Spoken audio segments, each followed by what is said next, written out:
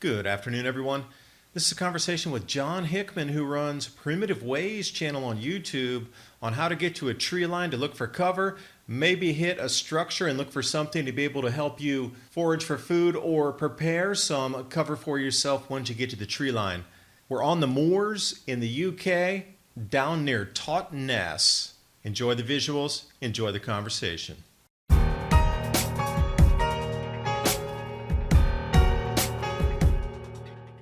I'd be pretty swiftly moving to some good shelter.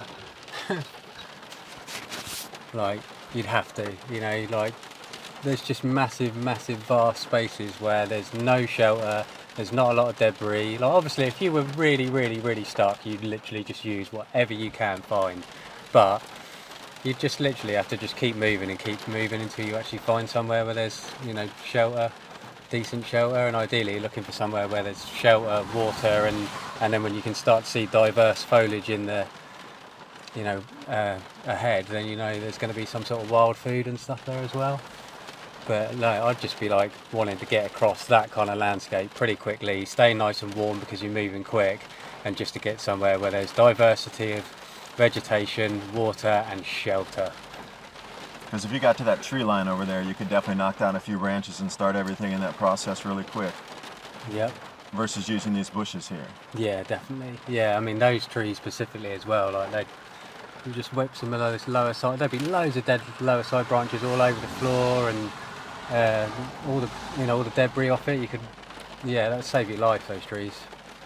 What about the barn in the middle? Would you approach a habitat or another structure like that moving through, or would you leave the barn alone and keep going? Yeah, leave it alone. Yeah, because even for a shelter spot. Well, yeah, it's going to be cold, Okay. unless you've got a way of getting a fire going. If you had a way of getting a fire going, then maybe, but you probably maybe want to pop in there as well, see if there's any tools knocking around. If you've got no knife, no axe, no nothing, then looking in places like that for any kind of tool, then yeah, I'd be straight in there, definitely looking for an axe or a spade or anything. Even if it's just a lump of metal, when you get a fire going, you can if you can get a decent enough fire going, you might even be able to do a little bit of forging depending on the steel. I mean, you're going to find some old school iron in barns around here, which you're not going to have to get ridiculously hot to hammer some kind of edge on it. But yeah, getting out of this, I mean, yeah, look at that landscape to try and traverse through that. Yeah. And especially with the wind blowing at this speed, I mean, cold, wind blowing at 30 miles an hour with that mist. Yeah, you got to hope you got something in your belly to start with, because I'd be moving swiftly to stay warm. So that's the secret, move fast to keep that body temperature up, because when you start walking fast or running it, stay. Yeah, you just want to keep warm, but obviously you've also got to heighten your awareness as well, because if you're moving quicker, there's more chance of you getting injured. Okay. So you have to be a lot more, just really pay attention. But I reckon you could move across that landscape pretty quickly and stay warm, and then as soon as you get where you're going, you've got to start getting something that's going to trap dead air around you, if you haven't got the ability of getting a fire going. And let's face it, unless you've got a bag on you where it's actually waterproof and you've got the fire kit on you already, getting a fire kit made in this kind of weather would be, now that's going to take some serious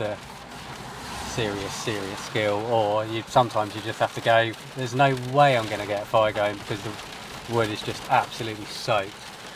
But if you keep searching and look under, sheltered enough under big trees, or there's always somewhere, do you know what I mean? That's what I found. There's always somewhere where you can find a little bit of dry tinder or find some sort of bit of wood and break it open and get into the centre where it is dry. And yeah, there's always a way.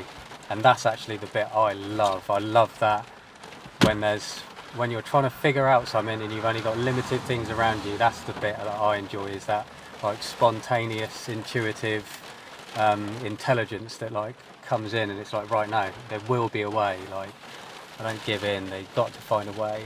And that's what I love, is that figuring out how the hell you're going to do it with what you got around you. That's actually the bit I love. And if you want to check out more videos by John Hickman, Primitive Ways YouTube channel linked in the description box below. And how prepared are you for emergencies? My Patriot Supply, Adapt 2030, 2-week grab-and-go food crate, or the 4-week food supply, also listed in the description box below. Another great way to support the channel and keep information like this coming to you, and I will see you next video.